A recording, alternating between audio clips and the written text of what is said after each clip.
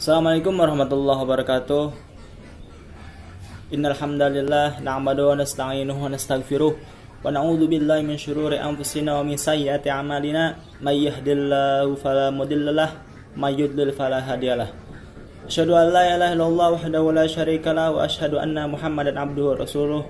Allahumma shalli ala sayyidina Muhammad wa ala alihi washabihi ajmain. Rabbi shrah li sadri wa yassir li amri wahlul 'uqdatam min lisani yafqahu qawli. Amma ba'd. Yang terhormat dosen mata kuliah materi PAI SMP yaitu Bapak Umar Mukhtar SPD MPD yang mudah-mudahan selalu disehatkan oleh Allah Subhanahu wa taala. Amin amin ya rabbal alamin. Baik, di sini saya akan memenuhi tugas mata kuliah materi PAI SMP yaitu membuat video Q&A dari yang dipresentasikan oleh saya, kelompok saya, yaitu mengenai pembahasan masuknya Islam ke Nusantara dan tradisi Islam di Nusantara.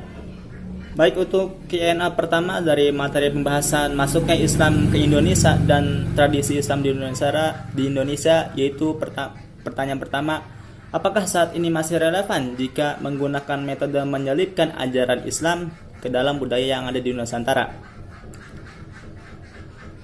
Baik, kita tahu dalam sejarah dahulu para wali songo itu menyebarkan ajaran Islam dengan beberapa metode, yaitu dengan metode kesenian, metode perdagangan, metode tradisi yang dibawakan oleh saudagar Arab. Kita mengambil contoh dalam yaitu wali songo, yaitu Sunan Kalijaga, atau yang kita disebut dengan Raden Mas Said. Sunan Kalijaga dalam menjalankan dakwanya yaitu menyerap semangat kultural masyarakat Jawa yang masih dipengaruhi kebudayaan Hindu-Buddha.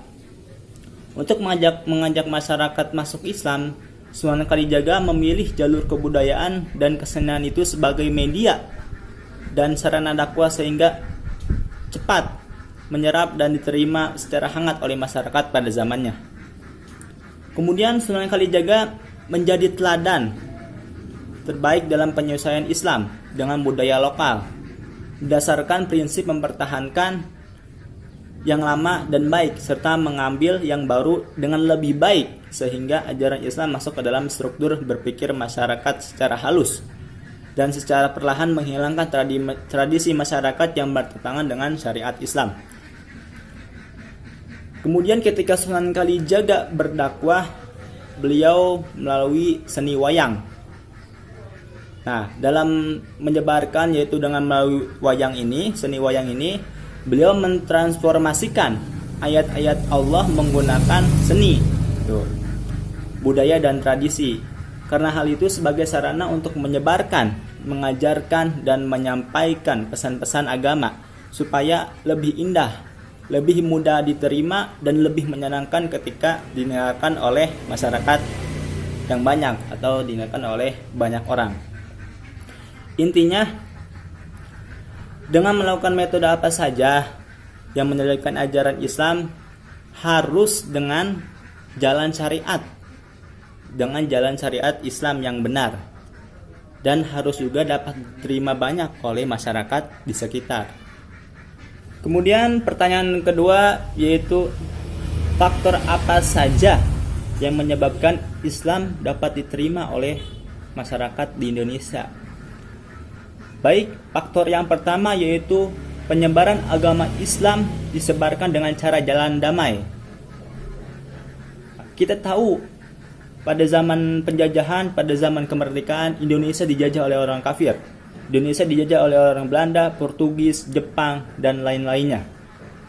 Nah, mereka itu menjajah Indonesia dengan cara apa? Dengan cara kekerasan, dengan cara merampas hak-hak masyarakat yang ada di Indonesia, dengan cara merampas hak-hak perdagangan wilayah kekuasaan di Indonesia.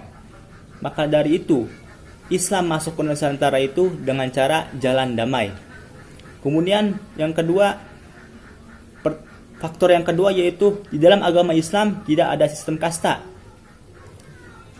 Memang dalam Islam semua manusia itu sama, tidak ada perbedaan atas dasar apapun kecuali takwanya kepada Allah Subhanahu wa taala. Islam secara tegas menolak adanya dominasi manusia terhadap manusia lain. Faktor yang ketiga yaitu di dalam agama Islam upacara ritual cukup sederhana. Kita tahu seperti upacara-upacara hari besar Islam, yaitu dengan upacara Maulid Nabi Muhammad SAW dengan atau upacara Rajaban. Kemudian faktor yang ketiga, syarat seseorang jika ingin masuk agama Islam amat mudah, yaitu dengan cukup dengan mengucapkan dua kalimat syahadat yang dibantu oleh tokoh agama, yaitu dengan asyhadu alla ilaha illallah wa asyhadu anna muhammadar rasulullah. Faktor yang kelima yaitu penyebaran agama Islam menyesuaikan berdasarkan kondisi sosial budaya yang sudah ada di masyarakat. Ya, sudah dijelaskan oleh saya sendiri, yaitu dengan pertanyaan pertama. Dalam penyebaran agama Islam harus menyesuaikan dengan kondisi sosial budaya yang ada di masyarakat Indonesia. Jangan merubah kebudayaan di Indonesia dengan budaya lain. Gitu. Kemudian faktor yang terakhir yaitu mundurnya kerajaan besar seperti kerajaan Sriwijaya dan kerajaan Majapahit. Itu peninggalan kerajaan-kerajaan Hindu-Buddha. Kemudian pertanyaan yang ketiga atau pertanyaan terakhir, prinsip Islam dalam memandang sebuah budaya lokal itu seperti apa sih? Gitu. Sebelum saya membahas prinsip Islam dalam memandang sebuah budaya di Indonesia, kita lebih dahulu tahu bahwa apa itu Islam dan budaya lokal. Gitu. Islam dan budaya lokal itu merupakan dua komponen yang saling mendukung terhadap perkembangannya. Di mana Islam berkembang karena menghargai budaya lokal, begitupun juga sebaliknya. Budaya lokal tetap eksis karena mengalami perbauran dengan ajaran Islam. Nah, kemudian prinsip Islam dalam memandang sebuah budaya di Indonesia itu seperti apa sih? Yang pertama, tidak melanggar ajaran syariat. Tidak melanggar ketentuan syariat. Ya, selama menyebarkan agama Islam, selama orang-orang dahulu menyebarkan agama Islam itu tidak melanggar aturan yang sudah ditetapkan oleh Subhanahu wa taala. Kemudian prinsip yang kedua yaitu mendatangkan maslahat, mendatangkan kebaikan dan tidak menimbulkan mafsadat, tidak menimbulkan kerusakan. Kemudian yang ketiga, sesuai dengan prinsip al-wala, yaitu artinya cinta yang hanya kepada Allah Subhanahu wa taala dan apa yang dicintainya, dan al-bara, yaitu artinya berlepasan diri dan membenci dan apa saja yang dibenci oleh Allah Subhanahu wa taala. Kemudian prinsip yang keempat yaitu mencerminkan ukhuwah Islamiyah. Mencerminkan ukhuwah Islamiyah itu saling menghormati dan menghargai antar sama manusia. Kemudian prinsip yang terakhir, mencerminkan akhlak yang baik.